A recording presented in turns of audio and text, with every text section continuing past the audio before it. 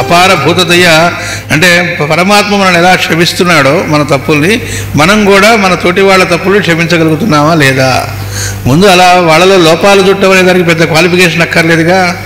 అలా కాకుండా ఆ తప్పుల్ని మనం క్షమించగలగటం, తప్పులుగా చూడకుండా ఉండటం. అసలు తప్పుల్ని క్షమించేదాకా కూడా కాదు, అలా తప్పులుగా చూడడమే అన్నీ కట్ చేసేసుకోవాలి. అంటే అవి తప్పులు అని ముందు చూసి తర్వాత క్షమించడం, దాన్ని మళ్ళీ క్షమించడం అక్కడ కూడా కాదు, తప్పులు అని అనిపించేటువంటి దాన్ని కట్ చేయపోవాలి. మాస్టర్ అది కూడా చెప్పారు, అసలు తప్పే చూడని స్థితి దాన్ని దాక్షిణ్యము అన్నారు. దక్షిణామూర్తి అంటే అర్థం అదిట, దాన్ని జ్ఞానం అంటారు అన్నారు. జ్ఞానస్వరూపుడు దక్షిణామూర్తి అంటే అర్థం ఏంటంటే ఈ చదువులు ఏవో బాగా వస్తాయి కదా, అసలు జ్ఞానం. జ్ఞానం అంటే ఏంటి? తప్పు చూడని స్థితి. అంటే చూడని స్థితి అంటే కనబడుతూ ఉంది కానీ నేను చూడట్లేదు, అది కాదు. అసలు ఆ యాంగిల్లో చుట్టం అనేదే ఉండదట. అంటే భగవంతుడు ఎదుటివాళ్ళు భగవంతుడిని చూస్తున్నవాడికి తప్పులేం కనబడతాయి?